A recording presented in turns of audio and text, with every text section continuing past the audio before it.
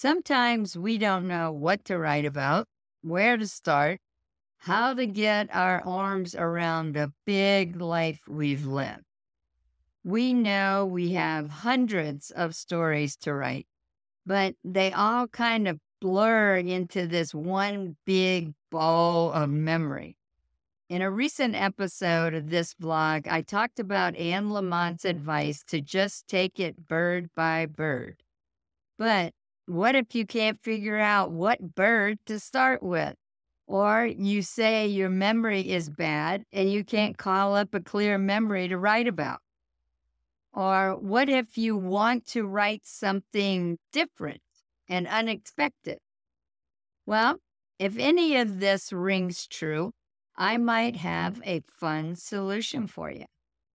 Hi, this is Patricia Chaponte, and welcome to episode 102 of the Life Writers blog, where you can find inspiration and useful tips to help you write your life stories. Recently, someone in a class told me she needed help coming up with ideas of stories to write. She asked if there was a list of some kind that could help trigger her memory. At first, I told her to Google life story or memoir writing prompts, and she'd end up with a lot of options. That does work. But later, while searching for a title on my bookshelf, I came across a book I had forgotten about entirely. This is it. Nice little book.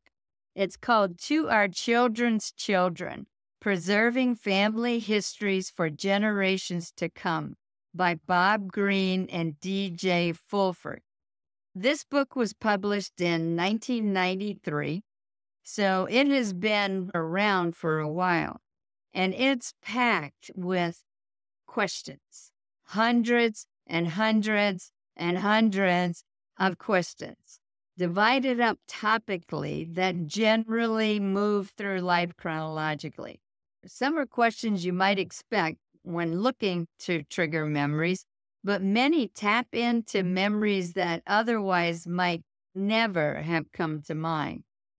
The authors put forth a premise in their introduction that has been my life story writing message for more than 20 years. Focus on the small stuff. Here's what they say. The specifics of your own memories are what your family will treasure the most. The main thing for you to know is that you need not attempt to sum up your life in grand, sweeping, historic strokes, but stick to the seemingly small basics. I love that. I love that. That is what I have been promoting for a long time. Then again, in the getting started section, they restate the same idea, saying, no detail is unimportant. The smallest things make up the richness of the big picture. At that, I stood up and cheered the first time I read it. Yes to specifics, no to summaries. The book starts off with questions about the facts of your life and your family and ancestors. Then it gets fun as the authors ask questions about holidays and celebrations, entertainment, romance and relationships, food, your community, travels and leisure, habits, everyday life, vehicles, and a whole lot more in the way of topics. The book also has several chapters of questions about your homes, from childhood, the house you raised your family in, your house now. You might wonder why so much about houses I lived in, but our environments tell so much about us, our families, what we value, our personalities, and such. To Our Children's Children is a great way to trigger memories you want to write about. But, and this is a big but, do not think you have to start at the beginning and answer each question and work your way through to the end. Look at this book of questions. Just hundreds and hundreds and hundreds of questions. And each question has multiple questions as part of that question. If you try to start at the beginning, you'll probably never make it past the first few pages. Do not think you have to start at the beginning, answer each question, and work your way through to the end. No way. You'd probably need another lifetime to do that. I can almost guarantee you would quit before you'd ever get to the second chapter. Instead, flip through the pages until you land on a question that interests you that day. It can be from any time period on any topic. Use the book regularly or use it only when you can't think of anything to write about. It's a tool to be used only when it's needed. So tell me, do you like to write in response to prompts? If so, why do you like using outside prompts? What does this do for you? Have you experienced writing a story you love that you probably would never have written without a prompt? Or do you prefer working only from stories you already have in mind and not get distracted with other ideas? Either way is fine. There's no wrong way to write your life stories. But I'd love to hear about your experiences for or against writing to prompts. If you like writing to prompts or would like to try it, join me on the first Tuesday of every month for the free, yes, I said free, First Tuesday Write and Read.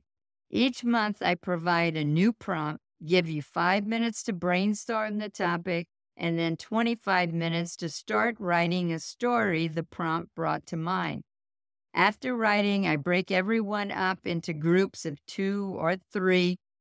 Each person reads his or her story to their fellow writers and receives first impression feedback if the author desires it. It's a fun way to take your writing someplace it might not have found its way to otherwise, to be in the company of other writers, and to have some fun. The next First Tuesday Write and Read is just around the corner, so make plans to join us.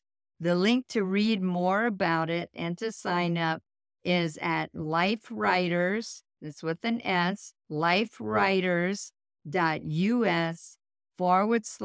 FIRST -Tuesday. lifewriters.us/first-Tuesday. Whether you like writing to prompts or not, remember, the only way to do this wrong is to not do it at all. The only way to do this wrong is to not do it at all. Until next time, happy writing, everybody. Don't miss the next episode. Sign up to be notified of future posts and upcoming events. Use the buttons below to share this episode on social media or with a friend who might like it. If you enjoyed this week's episode, you will love our Life Writers membership. Whether you don't know where to start writing your life stories, have started and stopped many times, or have been writing but want to receive feedback to make your stories better, the Life Writers membership is where you need to be. We have a Get Started roadmap, an extensive library of instructional videos, live events via Zoom, and a supportive and active community. If you want to take the stories that live in your heart and mind and put them into words on the page, check out Life Writers at lifewriters.us.